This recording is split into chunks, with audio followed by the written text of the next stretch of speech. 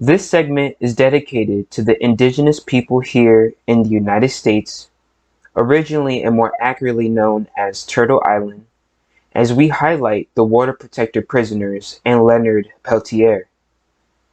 The water protector prisoners were prisoners of empire who had been incarcerated for their resistance to the Dakota Access Pipeline and its threats to the Missouri River and the Standing Rock Sioux people just this past decade.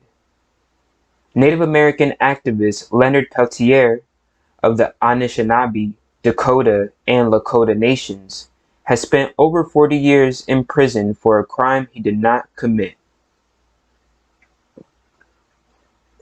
Little Feather was one of thousands of Native Americans who traveled to North Dakota in 2016 to fight the construction of the Dakota Access Pipeline. The 45-year-old member of the Chumash Nation was battling drug addiction at the time, said his wife, Leolo Cowboy. But the water protector movement gave him a sense of purpose, a renewed connection to indigenous elders, and sobriety. The controversial construction of the Dakota Access Pipeline gained national and international attention when the United States Army Corps of Engineers accepted an application filed by Energy Transfer Partners, a Texas-based developer behind the project.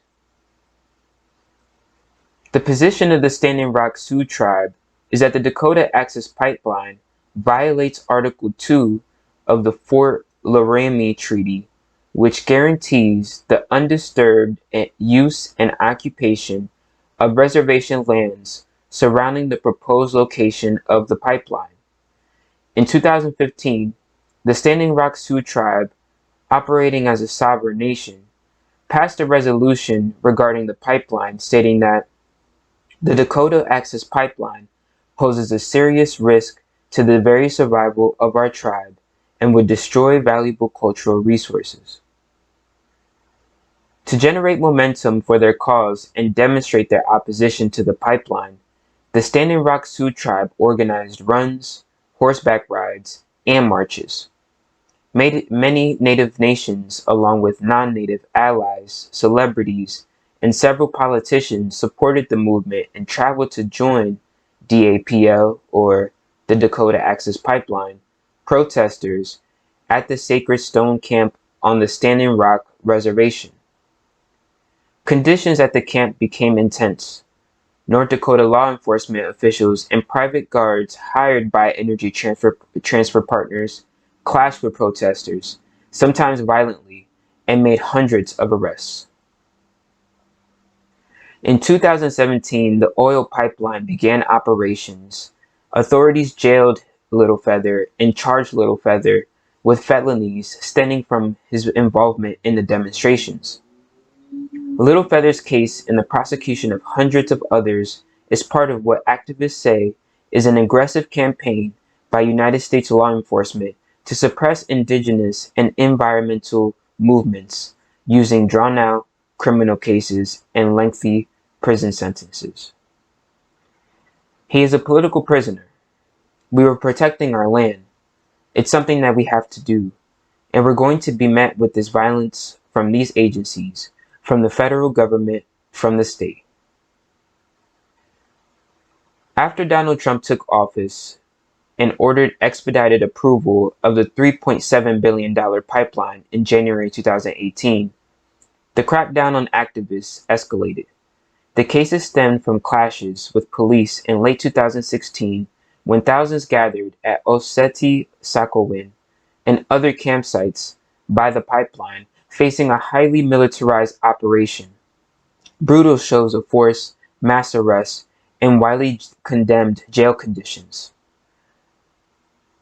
While the pipeline controversy has started under Obama's presidency, under Trump, who has had financial ties with the pipeline company, the United States Department of Justice has pressed forward with 6 cases against Native Americans. North Dakota prosecutors pursued more than 800 state cases against people at Standing Rock over a few years. They needed these convictions to make examples of people, said Radler, another federal defendant who, like Littlefeather, agreed to a plea deal. We got their attention and they are scared of us.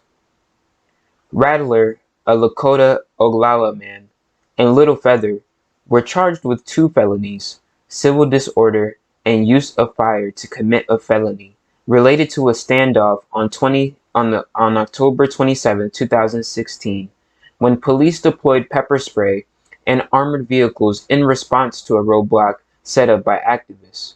More than 140 people were arrested.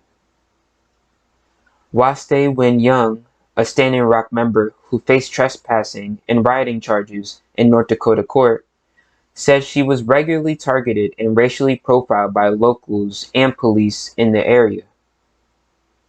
It's just surreal still living here, she said, noting that the fossil fuel industry had a lot of influence in the area and that there was heavy local bias against the demonstrations. They feel like their security, their well-being, was threatened by the so-called violent protesters, which was not the case at all. The No DAPL Political Prisoner Support Committee members formed as these events began to evolve and consists of sentenced federal defendants or water protectors, Michael Littlefeather Giron, Michael Rattler Marcus, Red Fawn Phyllis, Dion Ortiz, and James Angry Bird White, along with their family members and members from their legal teams. In their own words, they prioritize the following: No DAPL political prisoners, their families, and their legal teams have a responsibility to tell truths of pertinent lessons learned from the No DAPL struggle as part of the broader struggle related to collective resistance, indigenous sovereignty, land and water rights, political imprisonment, prison abolition, legal defense for radical movement work, corporate violence, settler colonialism, decolonization, and security culture. The No DAPL camps set a new precedence of confronting escalation of militarized police, mercenaries, and federal agencies, with new legislation protecting corporate interests and further criminalizing collective resistance towards extractive industry. There are truths and hard lessons learned of how the colonial state targeted these 5 water protectors with federal prosecution, incarceration, surveillance, attempts to divide and conquer, and snitch jacketing, as well as provide the context of the continuation of these realities towards indigenous nations that began with settler colonialism on Turtle Island 500 plus years ago. While the water protector prisoners remained under federal supervision, their activism was never without precedence. Native American activist Leonard Peltier of the Anishinaabe, Dakota, and Lakota nations has spent over 40 years in prison for a crime he did not commit.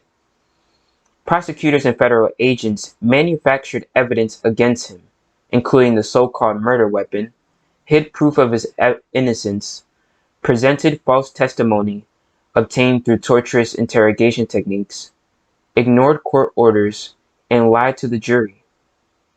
People are commonly set free due to a single constitutional violation, but Peltier, innocent and faced with a staggering number of constitutional violations, has yet to receive equal justice. Leonard Peltier traces the roots of his political activism to the rank racism and brutal poverty he experienced every day as an Indian child growing up on the Turtle Mountain, Chippewa, and Fort Totten Sioux reservations in North Dakota. The National Congress of American Indians, representative of over 500 Indian nations in the United States, unanimously passed an historic resolution on Mr. Peltier's behalf in late 2011. Various other governments, dignitaries, and human rights organizations from around the world have also called for Leonard Peltier's release. Freedom fighter Leonard Peltier was born on September 12, 1944, at the Turtle Mountain Indian Reservation in a family of 13 children. Peltier had 7 children from 2 marriages and adopted 2 children, and is a great-grandfather. Leonard Peltier, even though he is incarcerated, remains committed to the people and does whatever he can to ensure their survival. Thank you for listening to this episode of Resilience Behind the Walls.